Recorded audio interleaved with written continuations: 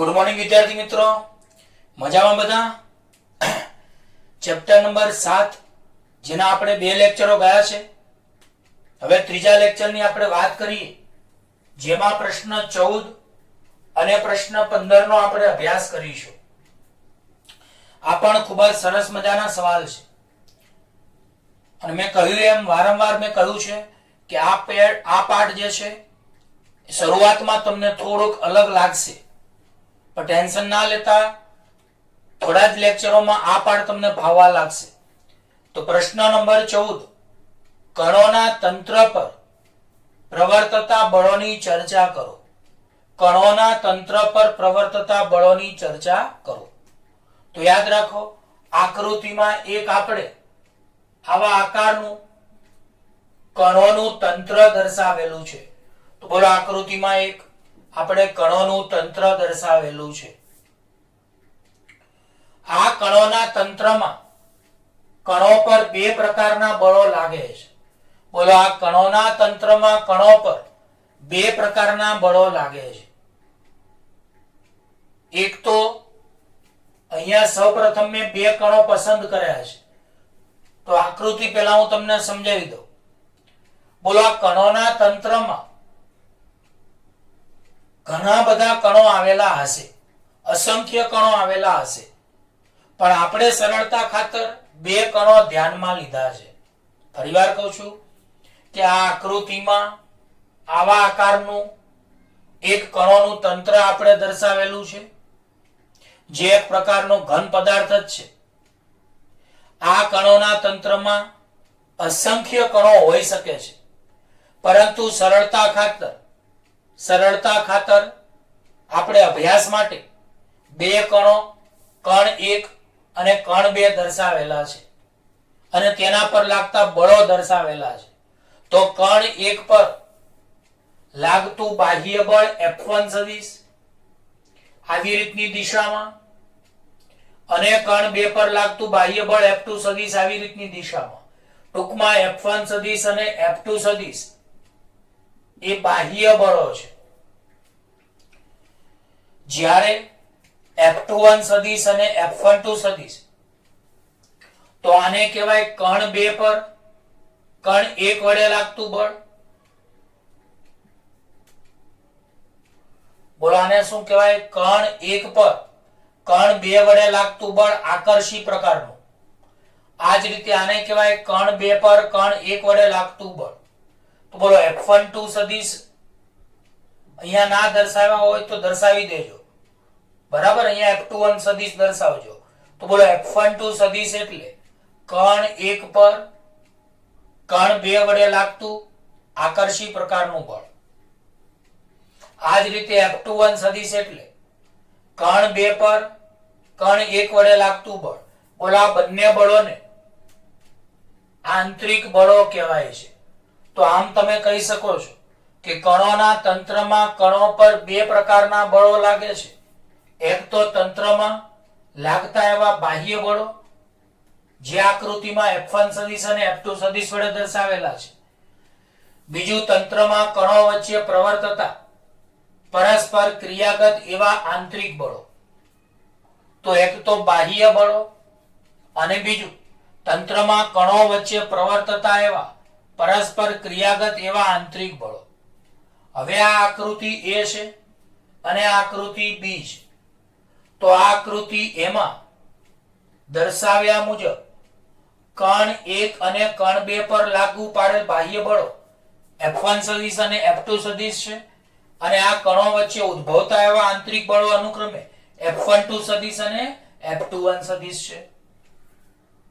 બીજું, સમગ્ર તંત્રની ગતિના અભ્યાસ દરમિયાન આ બધા જ બળો એ દ્રવ્યમાન કેન્દ્ર C પર લાગે છે તેમ ગણી શકાય છે. ટૂંકમાં સમગ્ર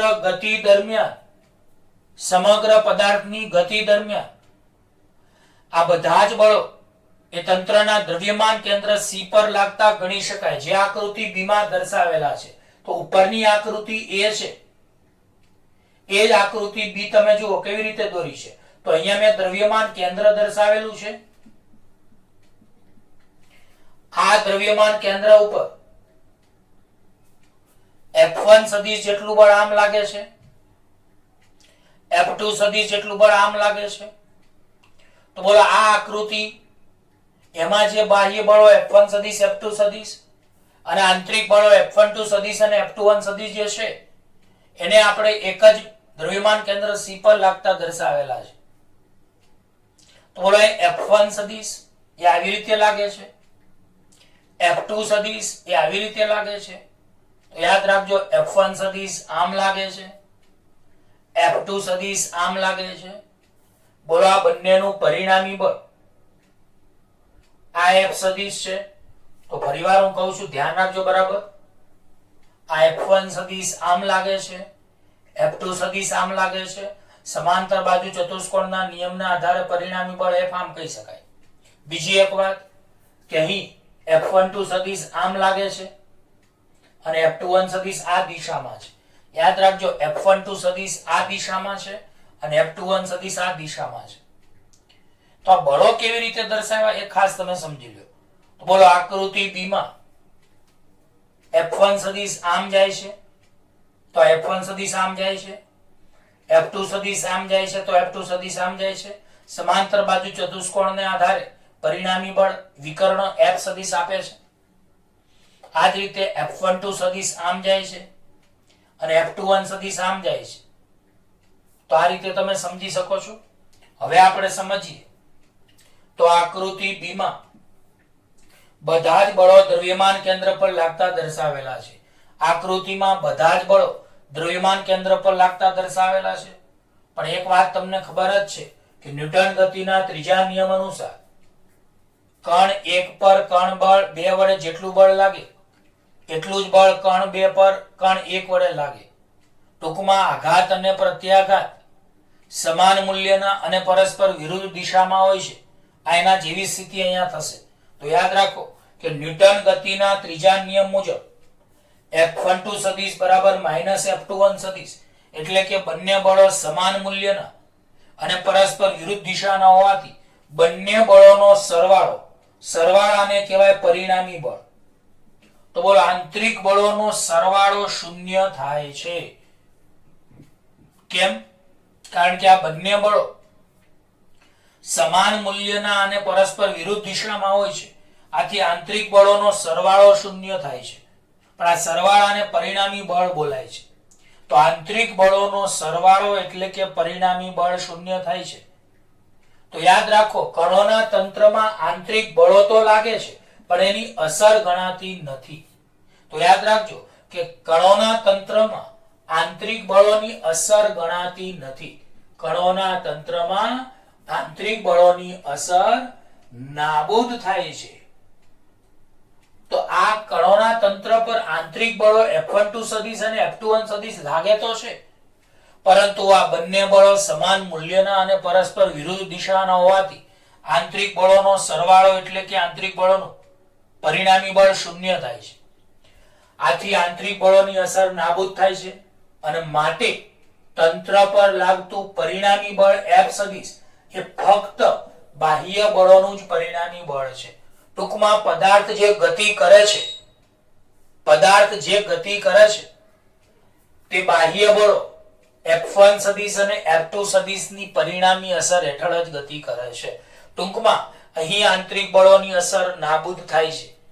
આંતરિક બળોને આધારે પદાર્થ ગતિ કરતો નથી. તેથી તંત્ર પર લાગતું પરિણામી બળ એ ફક્ત F સદિશે ફક્ત બાહ્ય બળોનું જ પરિણામી બળ છે. ખ્યાલ આવી ગયો? હવે આપણે m dvcm/dt બરાબર m a સદિશ cm બરાબર f સદિશ બરાબર dp સદિશ/dt તમે લખી શકો છો. તો આ ન્યૂટન ગતિના બીજા નિયમનું સૂત્ર તમે જાણો છો એ તમે લખી શકો છો. તો બોલો m dvcm/dt બરાબર m a સદિશ cm બરાબર f સદિશ બરાબર dp સદિશ/dt.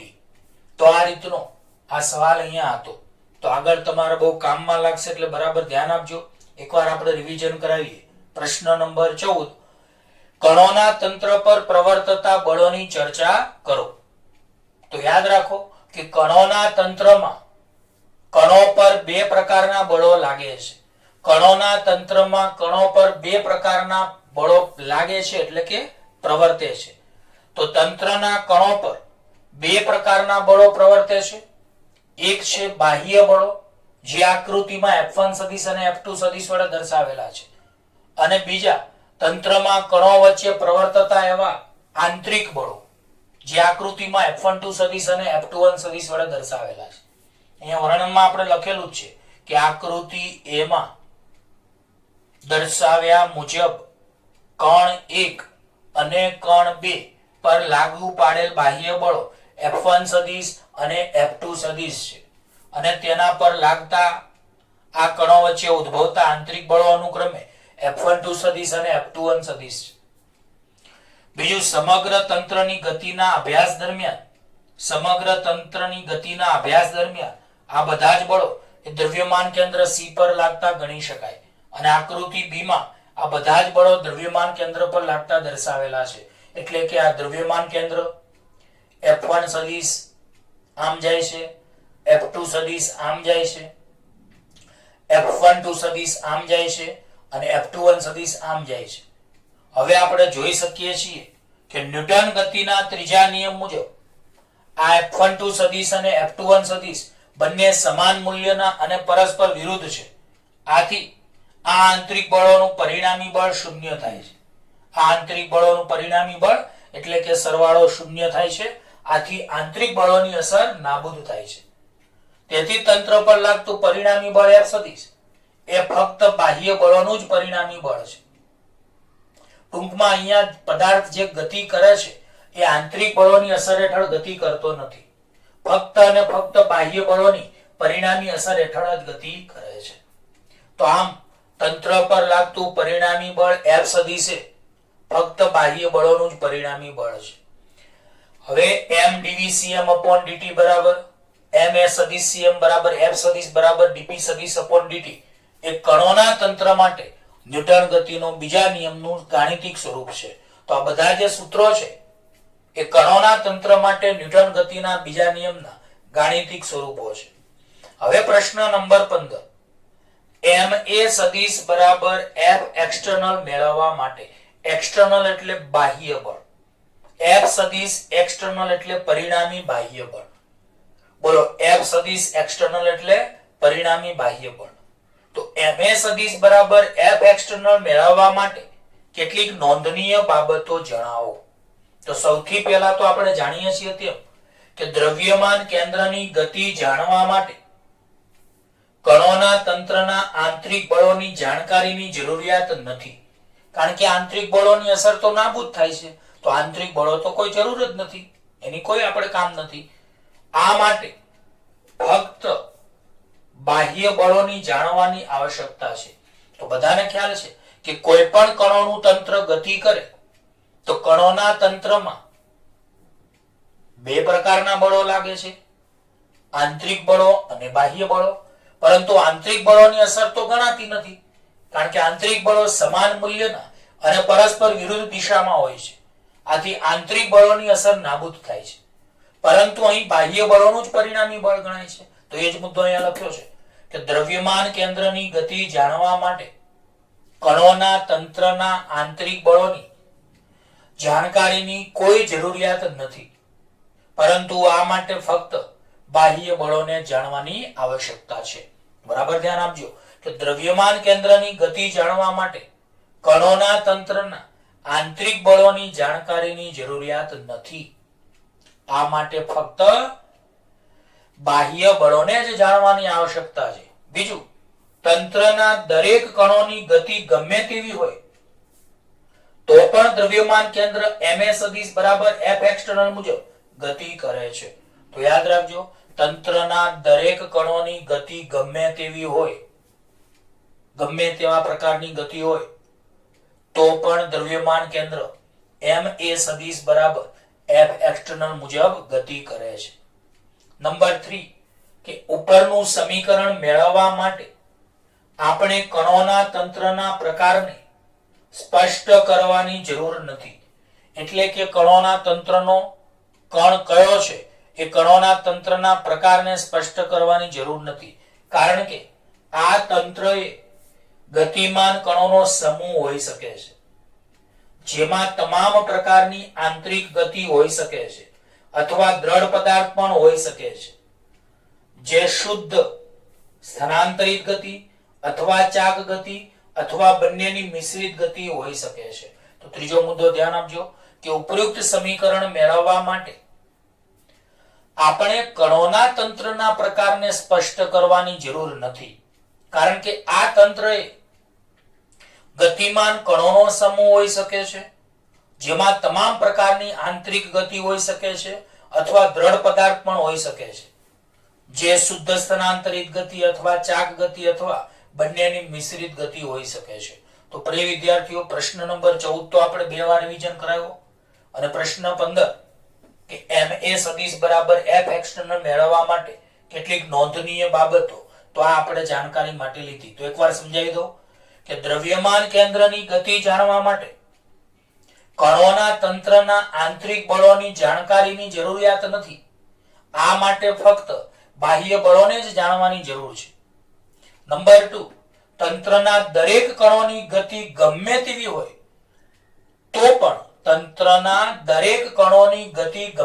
હોય તો પણ દ્રવ્યમાન કેન્દ્ર ma સદિશ બરાબર f એક્સટર્નલ મુજબ ગતિ કરે છે.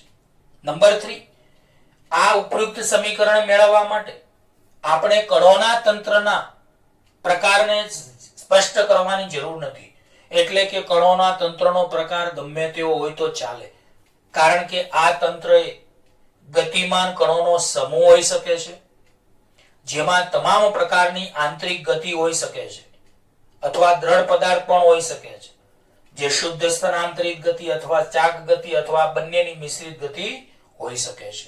તો આ રીતના 2 સવાલો હતા.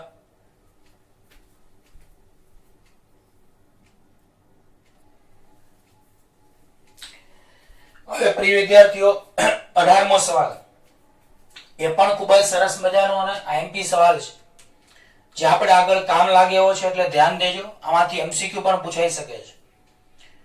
તો સવાલ આ રીતનો છે: કણોના તંત્ર માટે ન્યૂટન ગતિનો બીજો નિયમ સૂત્રના સ્વરૂપમાં લખો. તો કણોના તંત્ર માટે ન્યૂટન ગતિનો બીજો નિયમ સૂત્રના સ્વરૂપમાં નીચે મુજબ લખી શકાય છે, જે આપણે જાણીએ છીએ F સદિશ બરાબર dp સદિશ upon dt. એ તો આપણે ન્યૂટન ગતિના બીજા નિયમનું સૂત્રનું સ્વરૂપ જાણીએ છીએ, અને ગયા લેક્ચરમાં આપણે F બરાબર ma સદિશ cm પણ મેળવ્યું હતું. ટૂંકમાં F સદિશ બરાબર ma સદિશ cm બરાબર dp સદિશ upon dt, જ્યાં કેપિટલ M એટલે તંત્રનું કુલ દળ, કેપિટલ M એટલે તંત્રનું કુલ દળ, a સદિશ cm એટલે દ્રવ્યમાન કેન્દ્રનો પ્રવેગ, dp સદિશ upon dt એટલે તંત્રના રેખીય વેગમાનના ફેરફારનો સમય દર. તો આ કણોના તંત્ર માટે ન્યૂટન ગતિના બીજા નિયમનું સ્વરૂપ છે. પછી શું કીધું છે સવાલમાં કે તેના પરથી રેખીય વેગમાનના સંરક્ષણના નિયમનું વિધાન લખો અને તેની અગત્યતા જણાવો. તો રેખીય વેગમાન સંરક્ષણનો નિયમ એ પણ ચેપ્ટર 1 માં આપણે ભણાવ્યો હતો કે જો તંત્ર પર લાગતું પરિણામી બાહ્ય બળ શૂન્ય હોય તો તંત્રનું કુલ રેખીય વેગમાન અચળ રહે છે. દાખલા તરીકે F બરાબર તમે dp upon dt જાણો છો, અને બળ શૂન્ય હોય તો F બરાબર શૂન્ય થાય, તો dp સદિશ upon dt બરાબર પણ શૂન્ય થાય. હવે એક વાત તમને સમજાવું, આને શું વંચાય? વેગમાન p નું સમય t ની સાપેક્ષમાં પ્રથમ વિકલન શૂન્ય. વેગમાન p નું સમય t ની સાપેક્ષમાં પ્રથમ વિકલન શૂન્ય. તો એનો મતલબ વેગમાન નું વિકલન શૂન્ય. તો મેં તમને શીખવાડ્યું હતું કે અચળ પદનું વિકલન શૂન્ય થાય. મેં વિકલનમાં તમને શું શીખવાડ્યું હતું? અચળ પદનું વિકલન શૂન્ય થાય. તો એનાથી ઊંધું બોલો કે જેનું વિકલન શૂન્ય થાય તે પદ અચળ હોય છે. તો બોલો અહીં વેગમાનનું સમય t ની સાપેક્ષમાં વિકલન શૂન્ય, તો વેગમાન અચળ હોય છે. આમ અહીં p બરાબર p1 plus p2 plus p2 plus up to pn બરાબર અચળ.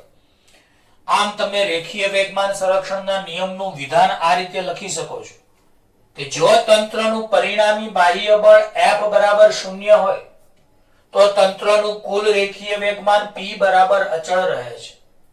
જો તંત્રનું પરિણામી બાહ્ય બળ F બરાબર શૂન્ય હોય તો તંત્રનું કુલ રેખીય વેગમાન p બરાબર અચળ રહે છે. આ વિધાનને રેખીય વેગમાન સંરક્ષણનો નિયમ કહે છે. હવે આની અગત્યતાની વાત કરીએ તો યાદ રાખજો, આપણે ઘણા ખરા દાખલાઓ રેખીય વેગમાન સંરક્ષણના નિયમના આધારે સોલ્વ કરીશું. તો રેખીય વેગમાન સંરક્ષણના આ નિયમનો ઉપયોગ કરીને ઘણા ગતિ વિષયક કોયડાઓ ઉકેલી શકાય છે.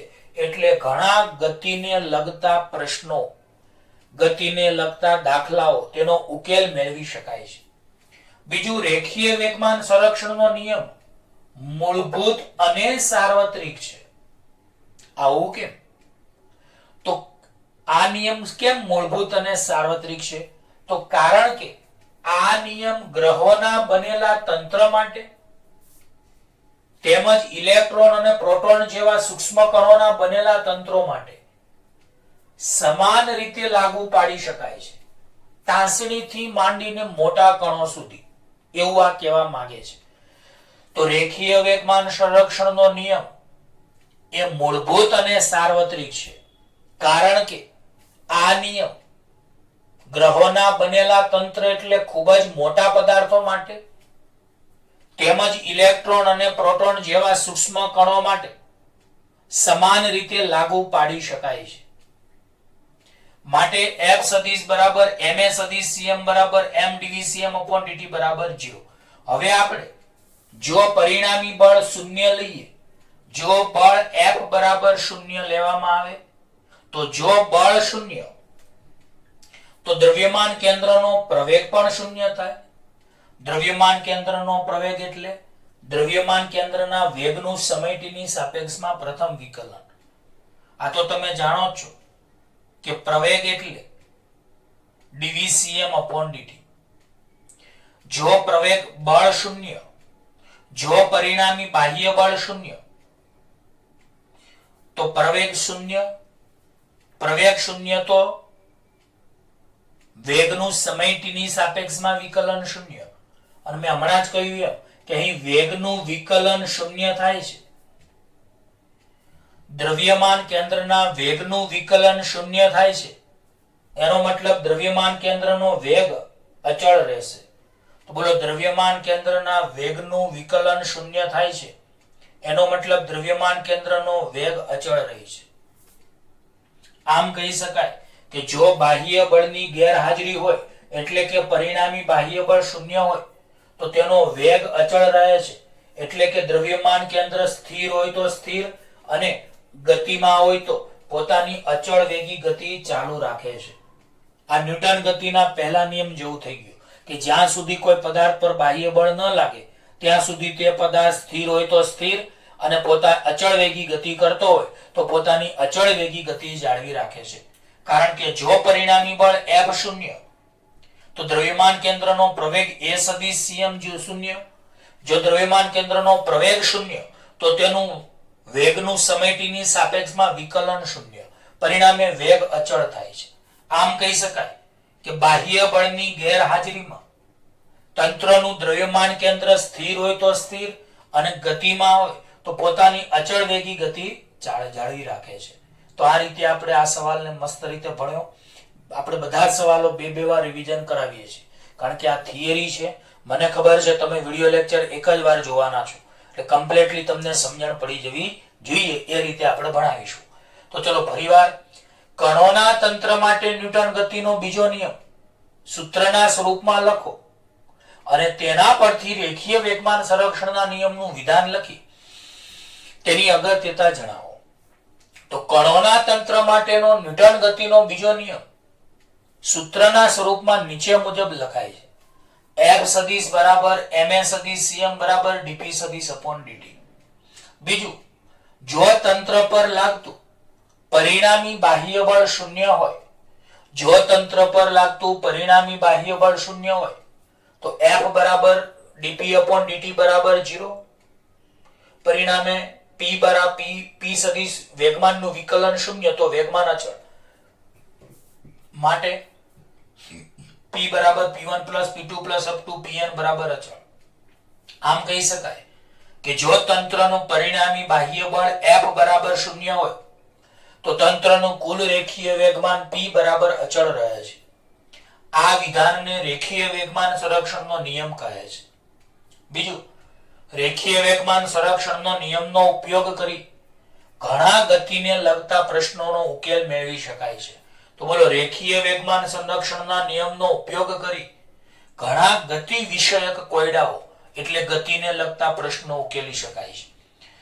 બીજું, રેખીય વેગમાન સંરક્ષણનો નિયમ મૂળભૂત અને સાર્વત્રિક છે, કારણ કે આ નિયમ એ ગ્રહોના બનેલા તંત્ર માટે તેમજ ઇલેક્ટ્રોન અને પ્રોટોન જેવા સૂક્ષ્મ કણોના બનેલા તંત્રો માટે સમાન રીતે લાગુ પાડી શકાય છે.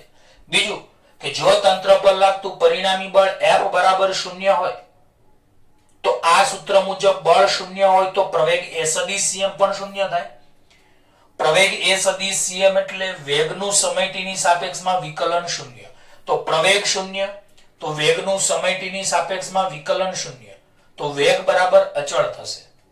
આમ બાહ્ય બળની ગેરહાજરીમાં તંત્રનું દ્રવ્યમાન કેન્દ્ર સ્થિર હોય તો સ્થિર અને ગતિમાં હોય તો અચળ વેગથી ગતિ જાળવી રાખે છે. ઓકે,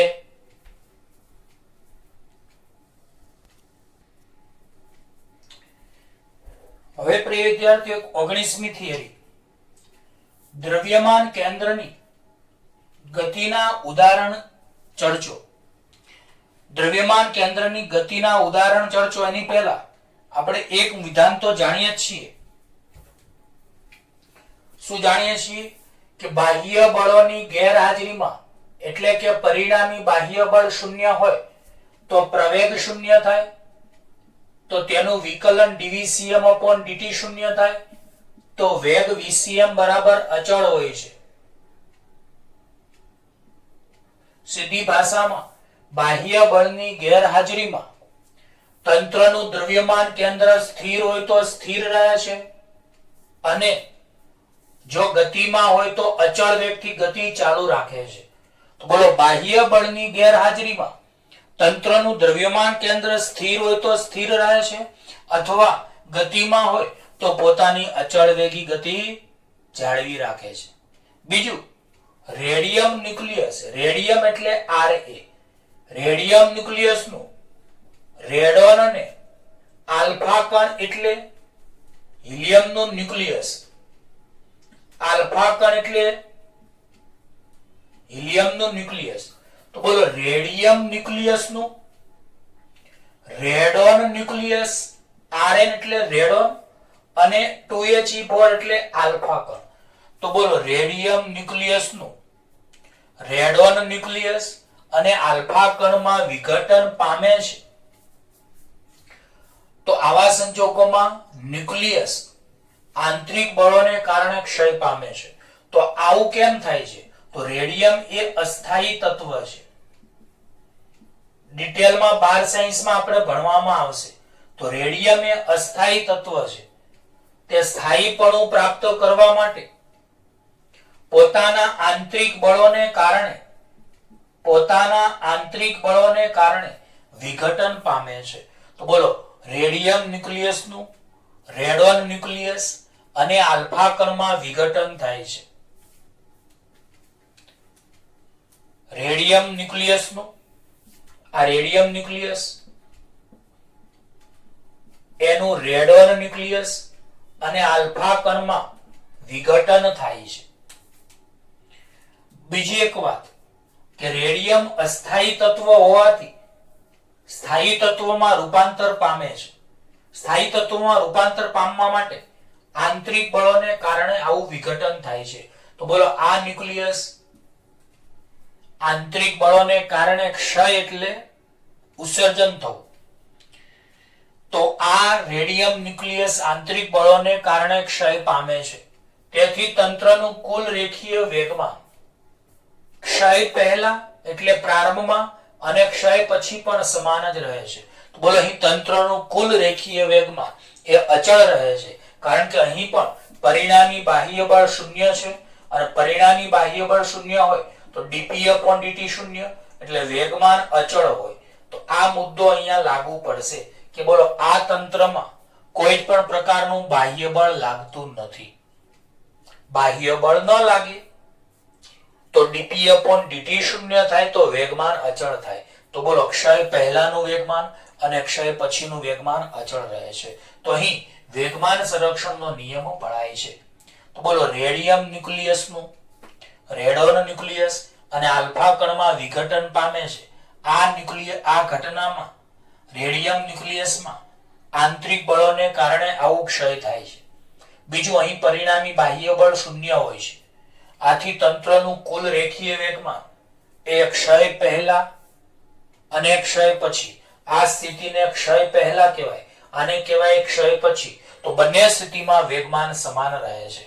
બીજું, જો ક્ષય પામતું રેડિયમ ન્યુક્લિયસ સુરેખ પથ પર અમુક વેગથી ગતિ કરતું હોય તો ઉત્પન્ન થતા રેડોન અને આલ્ફા કણો એવી રીતે જુદી જુદી દિશામાં ગતિ કરશે કે જેથી તેમના દ્રવ્યમાન કેન્દ્ર એક જ દિશામાં ગતિ કરશે.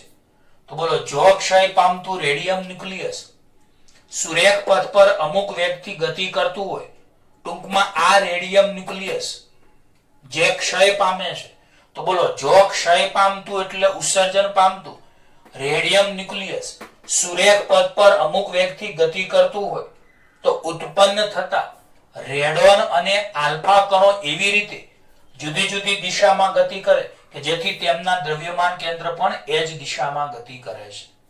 બીજો મુદ્દો, ખગોળ શાસ્ત્રમાં કે જેમાં સૂર્ય, ગ્રહો, તારાઓનો અભ્યાસ કરવામાં આવે છે, અવકાશીય પદાર્થો એનો અભ્યાસ કરવામાં આવે એવી શાખાને એસ્ટ્રોનોટ અથવા ખગોળશાસ્ત્ર કહેવાય છે. તો ખગોળશાસ્ત્રમાં બાઇનરી સ્ટાર્સનું દ્રવ્યમાન કેન્દ્ર એક મુક્ત કણની જેમ ગતિ કરે છે. આનો આપણે દાખલો આવશે એટલે હાલ પૂરતું આ મુદ્દો યાદ રાખવો પડશે. ખગોળશાસ્ત્રમાં બાઇનરી સ્ટાર્સનું એટલે બે કણોનું બનેલું તંત્ર. બાઇનરી સ્ટાર્સ એટલે બે કણોનું બનેલું તંત્ર. તો ખગોળશાસ્ત્રમાં બાઇનરી સ્ટાર્સનું દ્રવ્યમાન કેન્દ્ર એક મુક્ત કણની જેમ ગતિ કરે છે. ત્રીજો મુદ્દો કે સમક્ષિતિજ સાથે આપણે પ્રક્ષિપ્ત ગતિ ભણી ગયા હતા જે પર્વલયાકાર હોય છે, કોઈને યાદ હોય તો. બોલો સમક્ષિતિજ એટલે આડી રેખા. તો સમક્ષિતિજ સાથે પ્રારંભિક વેગથી નિશ્ચિત આકારના પદાર્થને ફેંકવામાં આવે તો તે પર્વલય આકારના માર્ગે ગતિ કરે છે. આવું તો આપણે ચેપ્ટર નંબર 4 માં પ્રક્ષિપ્ત ગતિમાં ભણાવેલું છે કે સમક્ષિતિજ સાથે એટલે આડી રેખા સાથે પ્રારંભિક વેગ v0 થી નિશ્ચિત આકારના પદાર્થને ફેંકવામાં આવે તો તે પર્વલયાકાર માર્ગે ગતિ કરે છે. સમક્ષિતિજ સાથે પ્રારંભિક વેગથી નિશ્ચિત આકારના પદાર્થને સમક્ષિતિજ સાથે પ્રારંભિક વેગથી નિશ્ચિત આકારના પદાર્થને અમુક કોણે ફેંકવામાં આવે તો તે પર્વલયાકાર માર્ગે ગતિ કરે છે. જો પદાર્થને ગતિ દરમિયાન હવામાં વિસ્ફોટ થાય તો પણ તેનું દ્રવ્યમાન કેન્દ્ર પર્વલયાકાર માર્ગે ગતિ કરે છે. ટૂંકમાં જો પદાર્થ પર્વલયાકાર માર્ગે ગતિ કરતો હોય અને તેનો વિસ્ફોટ થાય તો તેનું દ્રવ્યમાન કેન્દ્ર પણ પર્વલયાકાર માર્ગે ગતિ કરે છે. યાદ રાખજો, જો કોઈ પદાર્થ સુરેખ માર્ગે ગતિ કરે છે અને તેનો વિસ્ફોટ થાય તો તેનું દ્રવ્યમાન કેન્દ્ર પણ સુરેખ માર્ગે ગતિ કરે છે. જો કોઈ પદાર્થ ઉર્ધ્વ દિશામાં ગતિ કરતો હોય અને વિસ્ફોટ પામે તો તેનું દ્રવ્યમાન કેન્દ્ર પણ ઉર્ધ્વ દિશામાં ગતિ કરે છે. જો કોઈ પદાર્થ પર્વલયાકાર માર્ગે ગતિ કરતો હોય અને તે વિસ્ફોટ પામે તો તેનું દ્રવ્યમાન કેન્દ્ર પણ પરવલયાકાર માર્ગે ગતિ કરે છે. જો કોઈ પદાર્થ વર્તુળાકાર માર્ગે ગતિ કરતો હોય, અને વિસ્ફોટ પામે તો તેનું દ્રવ્યમાન કેન્દ્ર પણ વર્તુળાકાર માર્ગે ગતિ કરે છે. ટૂંકમાં આ બધા રેખીય વેગમાન સંરક્ષણના નિયમના ઉદાહરણ કહેવાય. રેખીય વેગમાન સંરક્ષણના નિયમના શું કહેવાય? ઉદાહરણ. ઓકે, આવું પૂછાય કે ના પૂછાય, પણ આપણે ચોપડીમાં આપ્યું છે એટલે આપણે ભણવું પડે. ઓકે,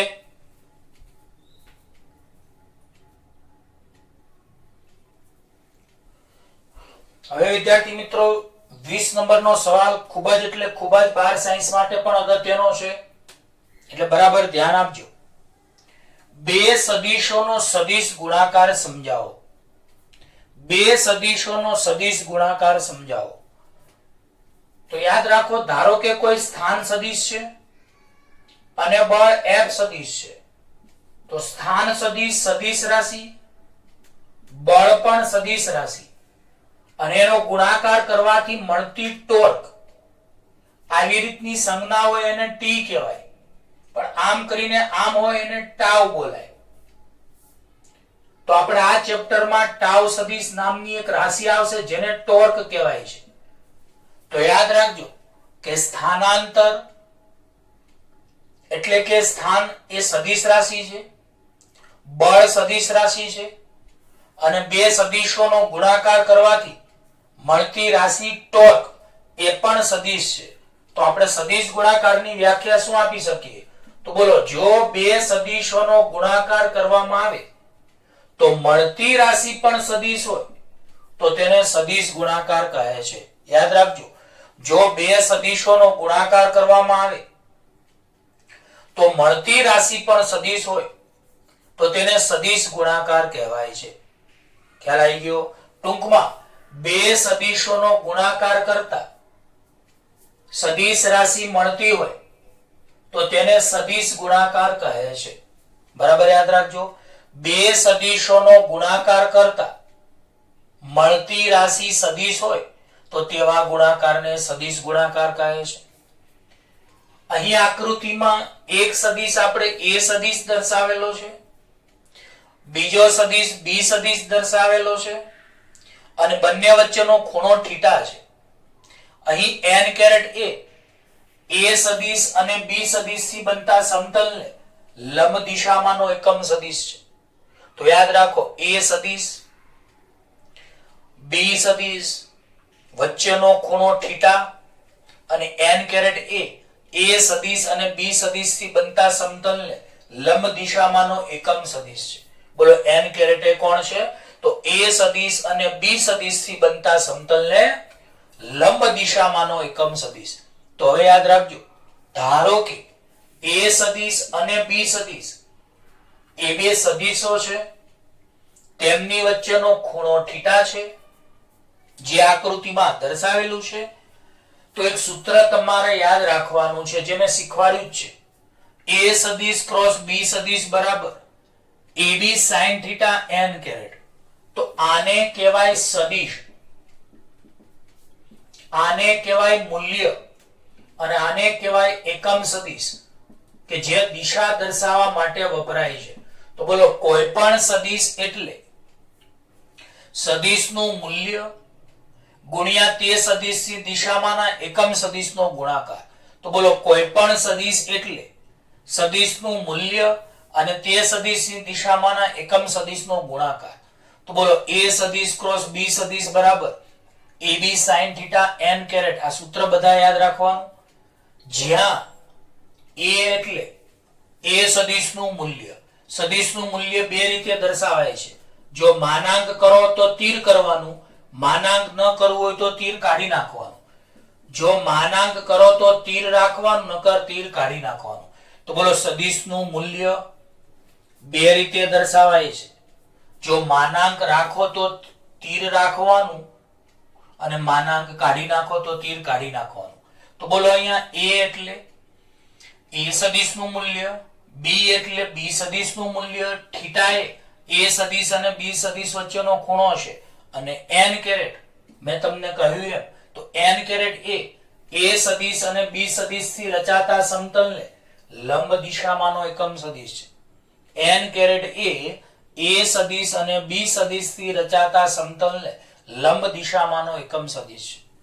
બીજું, આ ગુણાકારને બે સદિશોની વચ્ચે ચોકડી એટલે ક્રોસની નિશાની વડે દર્શાવાતો હોવાથી આ ગુણાકારને ક્રોસ ગુણાકાર પણ કહેવાય છે। યાદ રાખજો, સદિશ ગુણાકારને કોને?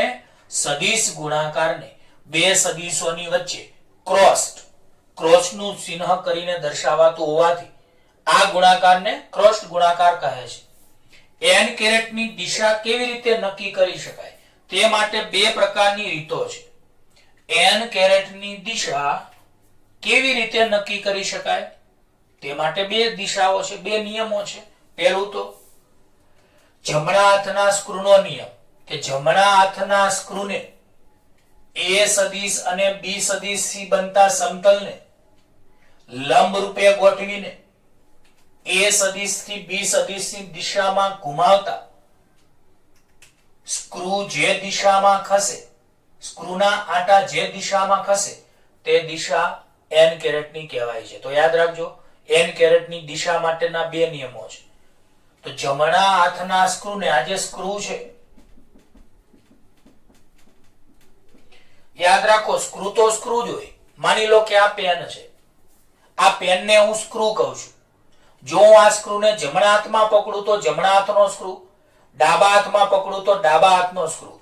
તો બોલો, જમણા હાથના સ્ક્રૂને a સદિશ અને b સદિશ થી બનતા સમતલને લંબ રૂપે ગોઠવી તેને a થી b ની દિશા, એટલે a થી b ની દિશા એટલે આવી રીતે, તો a થી b ની દિશા એટલે આંગળીઓ વડે આમ ફેરવવાનું। તો બોલો, a થી b ની દિશામાં હું આમ ફેરવું છું, તમે જોજો તો આ પેન ઉપર જાય છે, તો ઉપરની દિશા n કેરેટની કહેવાય છે। તો જમણા હાથના સ્ક્રૂને a સદિશ અને b સદિશ થી રચાતા સમતલને લંબ રૂપે રાખી પ્રથમ સદિશ a સદિશ થી બીજા સદિશ b સદિશ તરફ ફેરવતા આંટા એટલે કે સ્ક્રૂ જે દિશામાં આગળ વધે તે દિશા n કેરેટની ગણાય છે। તો આ નિયમ બહુ અગત્યનો છે, એટલે બરાબર ધ્યાન રાખજો કે જમણા હાથના સ્ક્રૂને a સદિશ અને b સદિશ થી બનતા સમતલને લંબ રૂપે રાખી પ્રથમ સદિશ a સદિશ થી બીજા સદિશ b સદિશની દિશામાં ફેરવતા, ઘુમાવતા આંગળીઓ વડે ફેરવીએ તો જો સ્ક્રૂ ઉપર જાય છે, તો ઉપર જાય છે તો એ દિશા n કેરેટની કહેવાય। જો ઊંધો ફેરવો તો સ્ક્રૂ નીચે જાય, તો નીચે જાય તો એને માઈનસ n કેરેટની દિશા એટલે કે a ક્રોસ b ની વિરુદ્ધ દિશા એટલે માઈનસ a ક્રોસ b ની દિશા કહી શકાય છે। રીત નંબર 2 કે જમણા હાથની આંગળીઓ, આ જમણો હાથ છે, જમણા હાથની આંગળીઓ પ્રથમ સદિશ થી બીજા સદિશ તરફ ઘુમાવતા। તો બોલો, જમણા હાથની આંગળીઓ, આ જમણા હાથની આંગળીઓ એને પ્રથમ સદિશ a સદિશ થી બીજા સદિશની દિશા તરફ આંગળીઓ ફેરવવામાં આવે તો અંગૂઠો જે દિશામાં રહે તે દિશા n કેરેટની કહેવાય છે। તો જમણા હાથની આંગળીઓને પ્રથમ સદિશ a સદિશ થી બીજા સદિશ b સદિશની તરફ ફેરવવામાં આવે તો a સદિશ અહીંયા છે, b સદિશ અહીંયા છે, આમ ફેરવશો એટલે આમ થશે, તો અંગૂઠો ઉપર જશે તો ઉપરની દિશા n કેરેટની। જો તમે ઊંધું ફેરવશો તો અંગૂઠો નીચે આવશે, તો એ માઈનસ n કેરેટની દિશા કહેવાશે। તો જમણા હાથની આંગળીઓને પ્રથમ સદિશ થી બીજા સદિશ તરફ વાળતા બહારની તરફ વિસ્તરેલો અંગૂઠો એ n કેરેટની દિશા આપે છે। ટૂંકમાં આ રીતે તમને જમણા હાથના નિયમને આધારે તમે n કેરેટની દિશા શોધી શકો છો। તો જમણા હાથના સ્ક્રૂનો નિયમ અથવા જમણા હાથના અંગૂઠાનો નિયમ, બે નિયમ સરખા જ છે, બરાબર છે। તો આ રીતે આપણે આ સવાલ અહીંયા પૂરો કર્યો। તો એકવાર રિવિઝન કરીએ કે બે સદિશોનો ગુણાકાર કરતા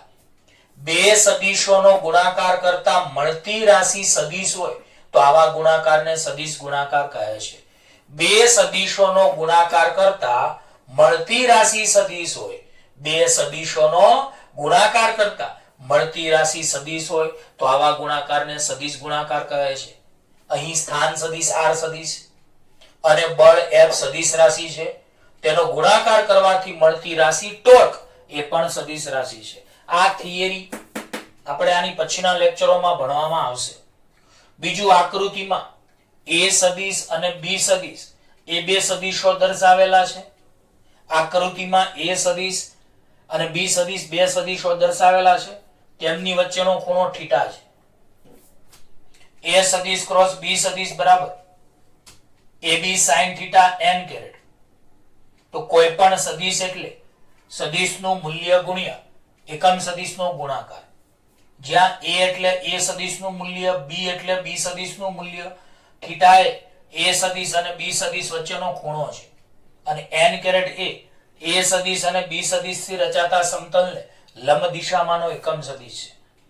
આ સદિશ ગુણાકારને બે સદિશો વચ્ચે ક્રોસની નિશાની વડે દર્શાવાતું હોવાથી આ ગુણાકારને ક્રોસ ગુણાકાર કહે છે. n કેરેટની દિશા બે રીતે નક્કી કરી શકાય છે. પહેલી રીત કે જમણા હાથના સ્ક્રૂને a સદિશ અને b સદિશથી બનતા સમતલને લંબ રૂપે ગોઠવીને a સદિશથી પ્રથમ સદિશ a સદિશથી બીજા સદિશ b સદિશની દિશામાં ઘુમાવતા સ્ક્રૂ જે દિશામાં આગળ ખસે, આંટાઓ જે દિશામાં આગળ ખસે તે દિશા n કેરેટની ગણાય છે. તો માની લો કે આ જમણા આ પેન છે. આ પેનને હું ડાબા હાથમાં પકડું તો ડાબા હાથનો સ્ક્રૂ, જમણા હાથમાં પકડું તો જમણા હાથનો સ્ક્રૂ. હવે હું આંગળીઓ વડે આવી રીતે ઘુમાવું છું તો આ પેન ઉપર જાય છે સેજ એવી. તમે જુઓ આ રીતે ફેરવો તો એ ઉપરની દિશા n કેરેટની કહેવાય છે. આ જ રીતે જમણા હાથની આંગળીઓને પ્રથમ સદિશ a સદિશથી b સદિશ તરફ ફેરવતા અંગૂઠો જે દિશામાં બહારની તરફ રહે છે તે દિશા n કેરેટની કહેવાય છે. તો પ્રિય વિદ્યાર્થીઓ, આ રીતે આ સવાલ હતો. ખ્યાલ આવી ગયો?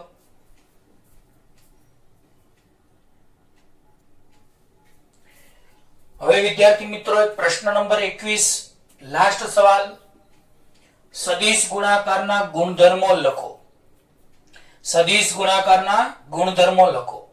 તો પહેલું તો હમણાં આપણે કહ્યું એમ કે a સદિશ આવી, b સદિશ આવી રીતે હોય, a સદિશ આવી રીતે હોય તો a સદિશ ક્રોસ b સદિશની દિશા ઉપર તરફ થાય અને b સદિશ ક્રોસ a સદિશની દિશા એ નીચે તરફ થાય છે. તો આ એક વાત યાદ રાખજો કે બે સદિશોનો ગુણાકાર સદિશ ગુણાકાર સમક્રમી નથી. બોલો, બે સદિશોનો સદિશ ગુણાકાર સમક્રમી નથી. તો a સદિશ ક્રોસ b સદિશ is not equal to b સદિશ ક્રોસ a સદિશ. a સદિશ ક્રોસ b સદિશ is not equal to b સદિશ ક્રોસ a સદિશ. કારણ કે બંનેના મૂલ્યો તો સરખા જ થાય. માનાંકમાં a ક્રોસ b બરાબર ab sin theta n caret અને માનાંકમાં b ક્રોસ a બરાબર ab sin થીટા અથવા b a sin theta n caret. તો બોલો, બંનેના મૂલ્યો તો સરખા જ થાય પરંતુ દિશા પરસ્પર વિરુદ્ધ છે. તો a ક્રોસ b ની દિશા જમણા હાથના સ્ક્રૂના નિયમ ઉપર જાય તો b ક્રોસ a ની દિશા નીચે જાય. તો a ક્રોસ b બરાબર માઇનસ b ક્રોસ a લખી શકાય. તો આ ખાસ યાદ રાખજો MCQ માટે. તો બે સદિશોનો સદિશ ગુણાકાર સમક્રમી નથી. બે સદિશોનો સદિશ ગુણાકાર સમક્રમી નથી. એટલે કે a સદિશ ક્રોસ b સદિશ is not equal to b સદિશ ક્રોસ a સદિશ. પણ a સદિશ ક્રોસ b સદિશ બરાબર માઇનસ b સદિશ ક્રોસ a સદિશ થાય. એટલે કે a સદિશ ક્રોસ b સદિશ અને b સદિશ ક્રોસ a સદિશ સમાન મૂલ્યના અને પરસ્પર વિરુદ્ધ દિશામાં હોય છે. યાદ રાખશો, ટૂંકમાં બે સદિશોનો સદિશ ગુણાકાર સમક્રમી નથી. એટલે કે a સદિશ ક્રોસ b સદિશ બરાબર b સદિશ ક્રોસ a સદિશ લખી શકાય નહીં. એટલે કે a સદિશ ક્રોસ b સદિશ is not equal to b સદિશ ક્રોસ a સદિશ. પરંતુ આ બંને સદિશો સમાન મૂલ્યના અને પરસ્પર વિરુદ્ધ દિશાના હોય છે. બીજો ગુણધર્મ પરાવર્તનનો નિયમ કે a સદિશ ક્રોસ b સદિશ હોય એમાં બંને બાજુ જો માઇનસ માઇનસ ગુણવામાં આવે તો પણ તે a ક્રોસ b બરાબર જ થાય, કારણ કે માઇનસ માઇનસ પ્લસ. તો બોલો પરાવર્તનનો નિયમ, તો a સદિશ ક્રોસ b સદિશ બંને બાજુ માઇનસ માઇનસ વડે બંનેને ગુણીએ તો પણ માઇનસ માઇનસ પ્લસ થઈ જાય, એટલે કે માઇનસ a સદિશ ક્રોસ માઇનસ b સદિશ બરાબર a સદિશ ક્રોસ b સદિશ. ત્રીજું વિભાજનનો નિયમ, આ તો આવડે જ બધાને કે a સદિશ ક્રોસ b સદિશ વત્તા c સદિશ હોય તો કૌંસને છૂટો પાડો તો આ a સદિશ બંને સાથે અલગ અલગ ગુણાય છે. તો a સદિશ ક્રોસ b સદિશ વત્તા c સદિશ હોય તો કૌંસ છૂટો પાડો તો a સદિશ ક્રોસ b સદિશ વત્તા a સદિશ ક્રોસ c સદિશ. બીજું, જો a સદિશ અને b સદિશ બંને સમાંતર સદિશો હોય, જો a સદિશ અને b સદિશ બંને સમાંતર સદિશ હોય તો બંને વચ્ચેનો ખૂણો θ શૂન્ય થાય. અને જો a સદિશ અને માઇનસ b સદિશ એને કહેવાય પ્રતિ સમાંતર સદિશ. તો બોલો જો a સદિશ અને માઇનસ b સદિશ પરસ્પર વિરુદ્ધ દિશામાં હોય તો એની વચ્ચેનો ખૂણો 180 થાય. યાદ રાખજો, a સદિશ અને b સદિશ એક જ દિશામાં હોય, જો a સદિશ સમજી લ્યો આ a સદિશ છે આ b સદિશ છે, બંને એક જ દિશામાં હોય તો a સદિશ સમાંતર b સદિશ તો બંને વચ્ચેનો ખૂણો θ શૂન્ય. જો a સદિશ અને b સદિશ પરસ્પર વિરુદ્ધ હોય, આ a સદિશ અને આ b સદિશ, તો એની વચ્ચેનો ખૂણો 180 બને. અને જો બંને પરસ્પર લંબ હોય તો એ બેની વચ્ચેનો ખૂણો a લંબ b એટલે θ 90 થાય. તો ત્રણ સ્થિતિ તમે જાણો છો, સદિશો સમાંતર હોય, વિરુદ્ધ દિશામાં હોય અને લંબ હોય. જો સમાંતર હોય તો θ શૂન્ય, જો પ્રતિ સમાંતર હોય તો θ 180, જો લંબ હોય તો ખૂણો 90. માટે a સદિશ ક્રોસ b સદિશ બરાબર ab sin શૂન્ય n કેરેટ. પણ sin શૂન્ય ની કિંમત શૂન્ય, માટે આ પદ શૂન્ય આવે. જો બે સદિશો વચ્ચેનો ખૂણો 180 હોય તો a સદિશ ક્રોસ b સદિશ બરાબર ab sin 180, તો sin 180 ની કિંમત પણ શૂન્ય થાય, એટલે આ ગુણાકાર શૂન્ય આવે. તો યાદ રાખજો, sin શૂન્ય ની કિંમત શૂન્ય, sin 180 ની કિંમત પણ શૂન્ય. તો બોલો સમાંતર સદિશોનો સદિશ ગુણાકાર શૂન્ય હોય છે, પ્રતિ સમાંતર સદિશોનો સદિશ ગુણાકાર શૂન્ય હોય છે. આ બરાબર યાદ રાખજો. બોલો સમાંતર સદિશોનો સદિશ ગુણાકાર શૂન્ય હોય છે, પ્રતિ સમાંતર સદિશોનો સદિશ ગુણાકાર શૂન્ય હોય છે. અને a સદિશ ક્રોસ b સદિશ બરાબર ab sin 90 n કેરેટ.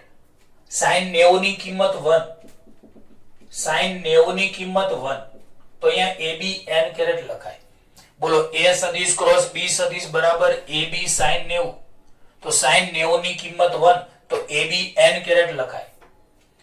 હવે આપણે આ ખાસ યાદ રાખજો, i caret cross i caret, i caret cross i caret.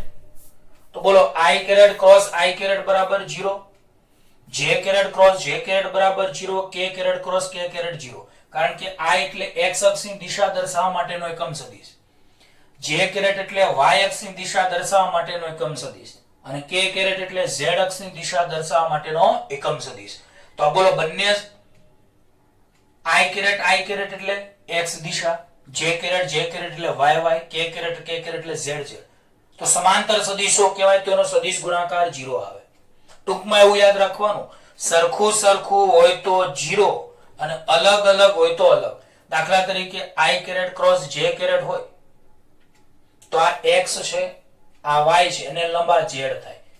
તો i caret cross j caret બરાબર k caret, j caret cross k caret બરાબર i caret, k caret cross i caret બરાબર j કેરેટ. ટૂંકમાં બે હોય તો અહીંયા ત્રીજું આવે.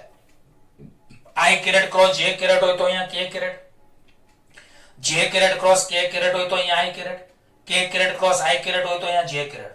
પણ જો આ ઉલટાવો તમે, આ j કેરેટ આગળ અને i કેરેટ પાછળ લખો તો j caret cross i caret એટલે minus k caret, k caret cross j caret એટલે minus i caret, i caret cross k caret એટલે માઈનસ j કેરેટ.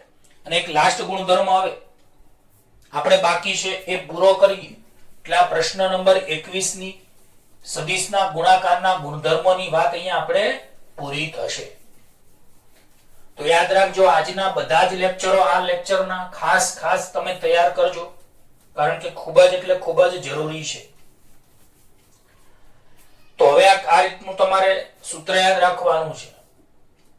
લાસ્ટ ગુણધર્મ એ સદિશને ત્રિપરિમાણમાં axi caret plus ayj caret plus azk caret લખાય છે અને બી સદિશને ત્રિપરિમાણમાં bxi caret plus byj caret plus bzk caret લખાય છે.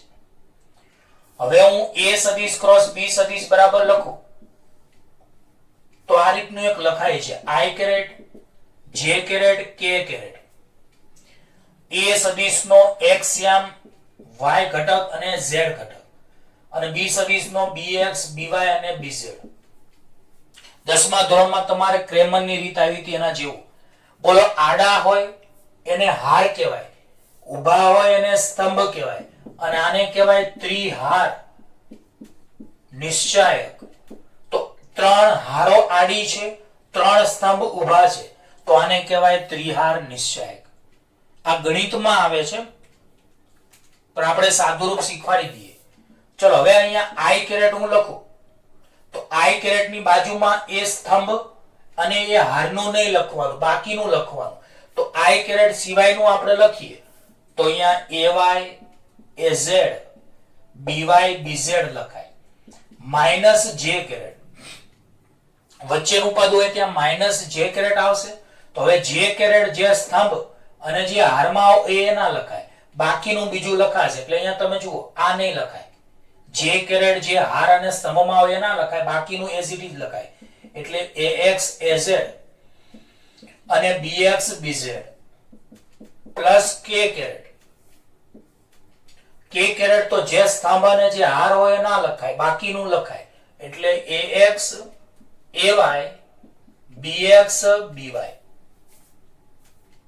ખબર પડી? તો આ ક્રેમરની રીતમાં આવું તમારે આવી ગયેલું છે.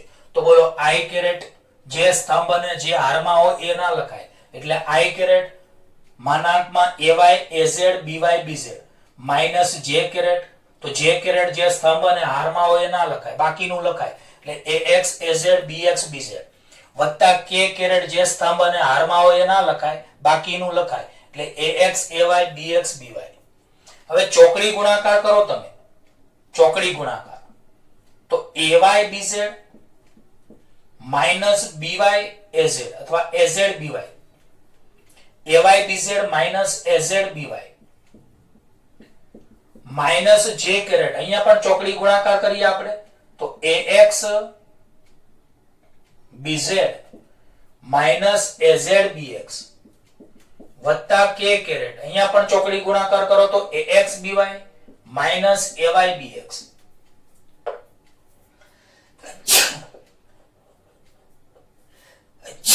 હવે આપણે i caret ay bz minus az by એમ ના એમ આ માઈનસ ને અંદર ગુણી નાખો તો આ પદ આગળ પાછળ થઈ જાય.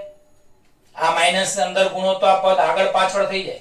એટલે માઈનસ હોય તો પ્લસ આગળ તો az bx minus ax bz plus k caret ax by minus ay bx બરાબર છે. તો આ રીતે આપણે a સદિશ ક્રોસ b સદિશને ઘટકો સ્વરૂપે દર્શાવી શકીએ. તો બોલો આ સદિશ ગુણાકારને આવી રીતે ઘટકો સ્વરૂપે દર્શાવી શકાય છે. તો યાદ રાખજો પ્રિય વિદ્યાર્થીઓ, આ આપણે ત્રીજો લેક્ચર અહીંયા આ પાઠનો પૂરો કર્યો. મહેરબાની કરીને થિયરીના લેક્ચરો શાંત મગજે શાંત વાતાવરણમાં શાંતિથી જોજો અને જરૂર પડે તો બે વાર જોઈ દરરોજનું દરરોજ હોમવર્ક કરતા રહેજો. ઓકે, 1 થી 3 લેક્ચરમાં જેટલું પણ ચલાવ્યું ના સમજણ પડે તો પૂછી લેજો ફોન કરીને અથવા વોટ્સઅપ કરીને. ઓકે, ધન્યવાદ, બાય બાય.